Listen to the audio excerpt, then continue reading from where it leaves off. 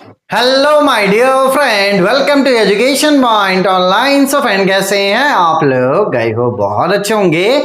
मेरे प्यारे बच्चों, आज हम लोग बात करने वाले हैं analysis and design of algorithm के रोड मैप के बारे में कि ये जो आपका एडा सब्जेक्ट है, आप इसको किस तरीके से प्रिपेयर करोगे ताकि आने वाले एग्जाम्स में आप अच्छे नंबरों से पास हो सको।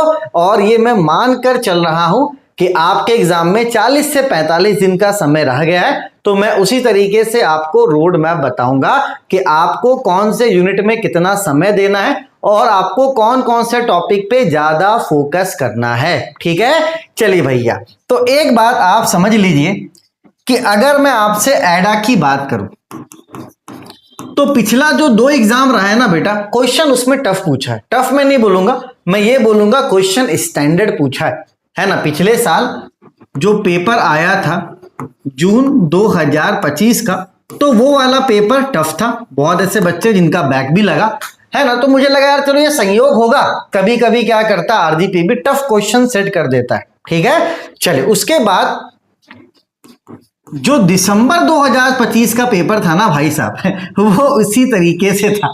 ठीक है, तो मैं दोनों बातें लेकर चल रहा हूं कि हो सकता है कि जिस तरीके से जून का पेपर आया 2025 का, दिसंबर 2025 का पेपर आया, हो सकता है जून 2026 में उसी तरीके का पेपर आए, है ना। और भैया जो मैंने कोर्स डिजाइन करा है ना, ठीक है, उसमें जून 2025 के भी क्वेश्चंस मैंने सॉल्व करवा दिए और दिसंबर 2025 के भी क्वेश्चन सॉल्व करवा दिए भाई साहब, जो आपको यूट्यूब तक में नहीं मिलेगा।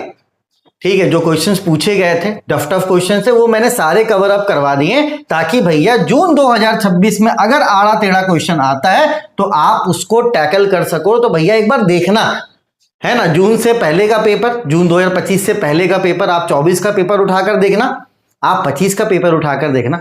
थोड़ा सा नहीं, आपको आसमान जमीन का अंतर मिलेगा, लेकिन उतना भी नहीं है।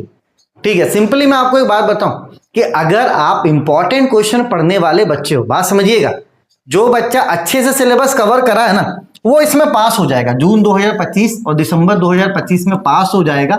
लेकिन जो ऐसा बच्चा जो अपने माइंड सेट में इंपॉर्टेंट क्वेश्चन लेकर चलता है, वो इस पेपर में पास नहीं हो सकता। जून 2025 और दिसंबर 2025 के पेपर में पास नहीं हो सकता है। तो भैया अभी भाई मान के चलो कि आपके पास अच्छे खासे समय है। जो बीत गया 2.5 महीना, उसके बारे में बात नहीं करते। आगे आने वाला जो 1.5 महीना है, मैं कम से कम 5 सप्ताह मान के चल रहा हूं, तो भैया अगर 5 सप्ताह में आप अच्छे से प्रिपेयर कर लोगे तो अभी भी एडा आपके हाथ से गया नहीं। ठीक है, चलिए भाई साहब, तो स्टार्ट करते हैं। ठीक है, देखिए यूनिट नंबर 1 में आप थोड़ा समय दो, है ना। यूनिट नंबर 1 जो है, यूनिट नंबर 1 में आप थोड़ा समय दे सकते हो, 10 से 12 दिन आप लगाओ और यूनिट नंबर 1 कवर करो। ठीक है, इसमें जो इंपॉर्टेंट क्वेश्चंस पूछे जा रहे हैं ना, इसमें जो इंपॉर्टेंट टॉपिक्स हैं, जो क्वेश्चन जहां से आता है, सबसे पहले तो एसिम्प्टोटिक नोटेशन से क्वेश्चन आएगा, है ना। चाहे वो आपका बिगो हो, ओमेगा हो, है ना, या तो जो भी आपका बिगो नोटेशन हो, नोटेशन से मान के चलो एक क्वेश्चन आपका आएगा ही आएगा। ठीक है, चलिए उसके बाद रिकरेंस रिलेशन, यहां से क्वेश्चन आ रहा है और अगले बार मास्टर थ्योरम से क्वेश्चन आया था, तो मास्टर थ्योरम इसका हाईलाइट हो गया। एसिम्प्टोटिक नोटेशन हो गया, रिकरेंस रिलेशन हो गया, मास्टर थ्योरम का क्वेश्चन पूछ रहा है। और साथ ही साथ मेरे प्यारे बच्चों, जो बचा हुआ आपका टॉपिक है ना, उसमें से एक क्वेश्चन वो पूछ रहा है। ठीक है, तो मैं ये मानकर चल रहा हूं कि यूनिट नंबर 1 से आपको कितना भी खराब तो 3 से 4 क्वेश्चन देखने को मिल सकता है। 3 तो कंफर्म है, अगर किस्मत अच्छा रहा तो 4 क्वेश्चन आपको देखने के लिए मिल जाएगा। ठीक है, चलो जैसे आपका यूनिट नंबर 1 कंप्लीट होता है, आप यूनिट नंबर 2 में आओ। ठीक है, और यूनिट नंबर 2 आप अच्छे मन से पढ़ना बेटा, क्योंकि ये आपका बेस बनाएगा, है ना। तो यूनिट नंबर 1 में आपने 12 दिन का समय दिया, तो यूनिट नंबर 2 में आप 10 दिन का समय दोगे, आराम से इस यूनिट को आप कवर अप कर लोगे। ठीक है, चलिए उसके बाद देखो यूनिट नंबर 3 छोटा है लेकिन इंपॉर्टेंट है। इसमें कौन सा टॉपिक ज्यादा इंपॉर्टेंट है बेटा? ये फ्लूइड वाल्सेल इक्वेशन और 0/1 नैपसैक। ठीक है, ये दोनों थोड़ा ज्यादा है इंपॉर्टेंट। ये यूनिट नंबर 3 है ना, जिसको आप आराम से 5 से 6 दिनों में कंप्लीट कर सकते हो। ठीक है, आराम से हो जाएगा कंप्लीट, बिल्कुल भी परेशान आपको नहीं होना है। ठीक है, चलिए अब आते हैं यूनिट नंबर 4 में। देखो बेटा यूनिट नंबर 4, अभी क्वेश्चन यहां से तो भर भर के आ रहा बैक ट्रैकिंग से। आप बिलीव नहीं करोगे कि जून 2025 और दिसंबर 2025 में, है ना, जो 0/1 नैपसैक प्रॉब्लम था ना, जैसे हमेशा बात समझिएगा, 0/1 जो आपका नैपसैक है, देखो ये सॉल्व किससे किससे होता है, ये सॉल्व होता है ग्रेडी से, ठीक है, ये आपका सॉल्व होगा डायनेमिक से, ठीक। ये और दो तरीके से सॉल्व होता है। कैसे सॉल्व होगा बेटा? ब्रांच एंड बाउंड मेथड से, ठीक है। साथ ही साथ मेरे प्यारे बच्चों ये बैक ट्रैकिंग से भी सॉल्व होता है, ठीक है, जिसको हम लोग रिकरेंस रिलेशन भी बोलते हैं, ठीक है। अब देखो होता क्या था ना, 2024 तक आपको ग्रेडी या तो डायनेमिक से पूछता था 0/1 नैपसैक, लेकिन अभी क्या किया है बेटा, जून में 2025 और दिसंबर के 2025 में ब्रांच एंड बाउंड मेथड से पूछा है आपका 0/1 नैपसैक, और आपका बैक ट्रैकिंग से पूछा है, मतलब जिससे वो पूछता था उससे वो नहीं पूछा है, ठीक है। तो इस बात को ध्यान देना कि 0/1 नैपसैक भी ये हमेशा एक रेगुलर क्वेश्चन है, हर बार आता ही आता है, वो आपके ग्रेडी और डायनेमिक से नहीं पूछ रहा है। पूछा तो अच्छी बात है, लेकिन वो पूछ किससे रहा है बेटा, वो आपके बैक ट्रैकिंग मेथड से पूछ रहा है और ब्रांच एंड बाउंड मेथड से पूछ रहा है। तो भैया इस तरीके से आपको अप टू डेटेड रहना पड़ेगा, क्योंकि होता क्या है ना कि जब आप एक माइंडसेट बना लेते हो कि नहीं यार ये तो क्वेश्चन आने ही वाला है, और वो क्वेश्चन आपको नहीं दिखता है ना, तो वहां पे बड़ा डिमोटिवेशन होता है, और एग्जाम में जो आपका माइंडसेट है ना, जो आपका एनर्जी वो डाउन हो जाता है।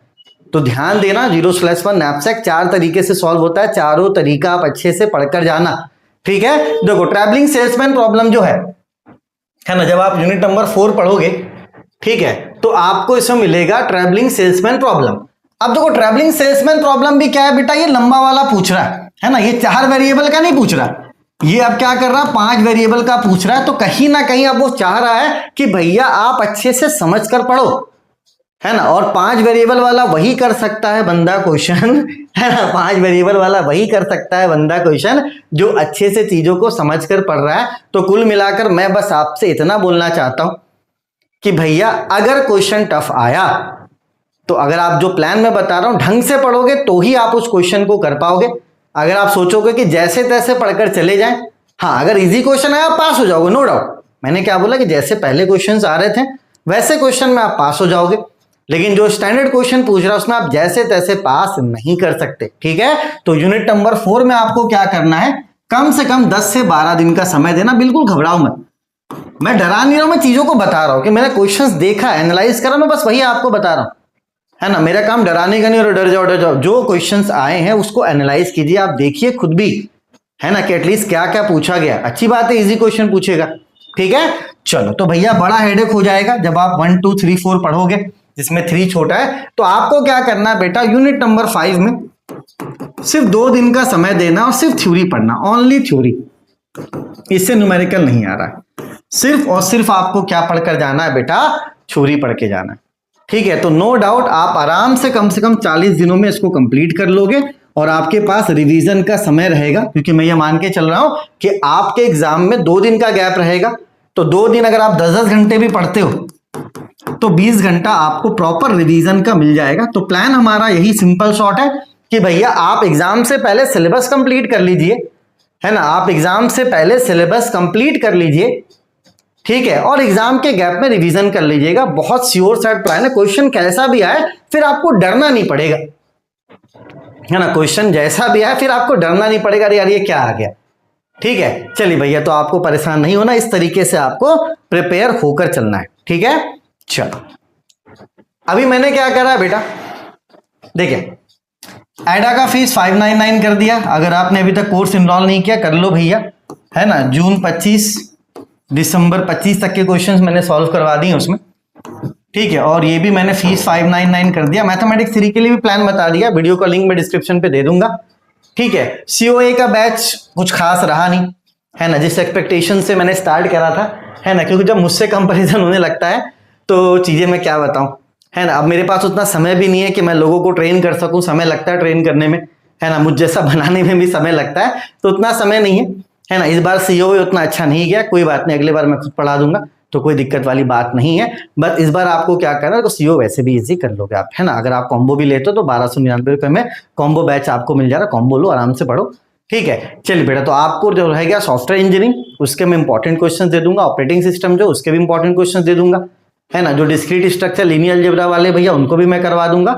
बस एडा में थोड़ा सा आप लोग फोकस कर लो, है ना। हमेशा क्या था कि फोर्थ सेमेस्टर में जो मेन सब्जेक्ट होता था वो M3 होता था, लेकिन इस बार अपने मेन सब्जेक्ट में आप एडा को रखो, और मेन सब्जेक्ट में एडा को रख के शॉर्टकट मत मारो, अच्छे तरीके से पढ़ो, ढंग से पढ़ो, है ना। अच्छे से पढ़ोगे, एक आध दो चार क्वेश्चन आगे पीछे भी होगा तो भी आप लोग परेशान नहीं होगे, ठीक है। तो M3 का मैंने रोड मैप बना दिया, लिंक मैं आपको डिस्क्रिप्शन पे दे दूंगा, और आपको किसी भी तरह की कोई तकलीफ हो, चाहे वो सॉफ्टवेयर के रिलेटेड हो, वो भी मैं करवा दूंगा, ऑपरेटिंग भी करवाऊंगा, परेशान नहीं होगा, ठीक है। चलिए तो पंडित, और अपनों का खूब ख्याल रखिए, ठीक है, बाय बाय।